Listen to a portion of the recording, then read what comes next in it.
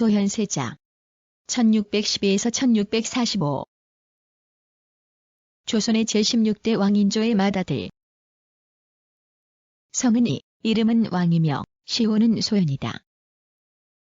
조선의 제16대 왕인조의 맏아들로 태어났으며 어머니는 한준겸의 딸인 이녀랑후 한씨이다. 1627년 강석기의 딸인 민회빈, 강씨와 혼인하여 경선군 이석철, 경환군 이석린, 경원군 이석견, 경수군주, 경영군주, 경순군주 등 3남 3녀를 두었다. 소현세자는 1612년 음력 정월 4일에 태어나 1625년 정월에 왕세자로 봉해졌다.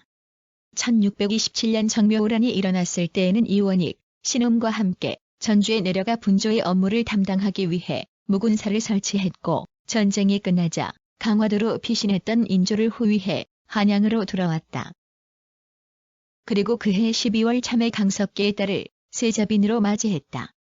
1635년 모친인 이녀랑후가 죽어 상을 치르다가 1636년 병자호란이 일어나자 인조와 함께 남한산성으로 피신했다. 그리고 이듬해 2월 세자빈과 함께 인질이 되어 청나라의 수도였던 성경, 지금의 선양으로 끌려갔다. 그 뒤 소현세자는 1640년과 1644년 봄에 인조의 병문안을 위해 잠시 귀국했을 때를 빼고 9년 동안 청나라에 억류되어 있었다.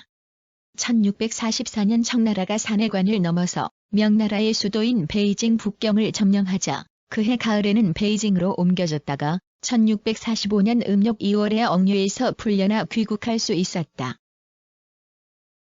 소현세자는 청나라의 인질로 억류되어 있으면서 조선과 청나라 사이의 외교 창구 역할을 했다. 병자호란 당시 조선은 청나라에게 명나라와의 외교 관계를 단절하고 청나라가 명나라를 정벌할 때 지원군을 파병하겠다는 등의 약속을 하였으나 오히려 칙명배청 의식이 강화되어 청나라와 자주 외교적 마찰을 빚었다. 소현세자는 청나라 황제의 행사와 사냥 등에 참여하며 청나라 고위 인사들과 우호적인 관계를 유지했으며 조선인 포로에 속한 문제와 청나라의 조선에 대한 병력 지원 요구 등 여러 정치, 경제적 현안을 맡아 처리했다. 베이징에 있을 때에는 독일의 예수회 선교사이자 천문학자인 아담 샬과 교류하며 천구의와 천문서, 천주상 등을 선물로 받기도 했다.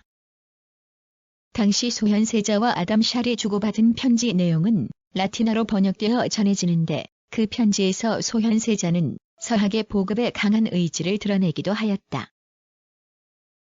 하지만 1645년 음력 2월 귀국한 소현세자는 그해 음력 4월 26일에 창경궁의 환경전에서 갑자기 죽었다. 그리고 고향의 소경원에 매장되었다.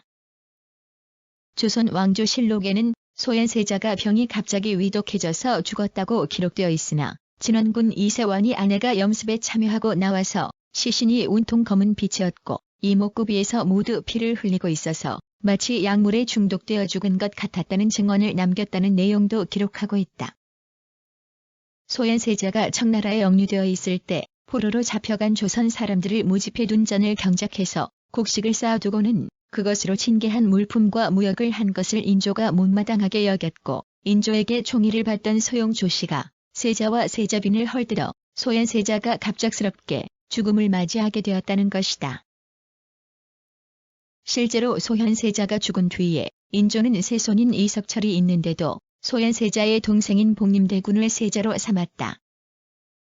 당시 영의정 김유 등 대신들이 반대했는데도 인조는 복림대군을 세자로 봉했고 이듬해인 1646년에는 소용조 씨를 저주하고 임금의 음식에 독약을 넣었다는 혐의로 소현세자의 세자빈, 강씨를 죽였다.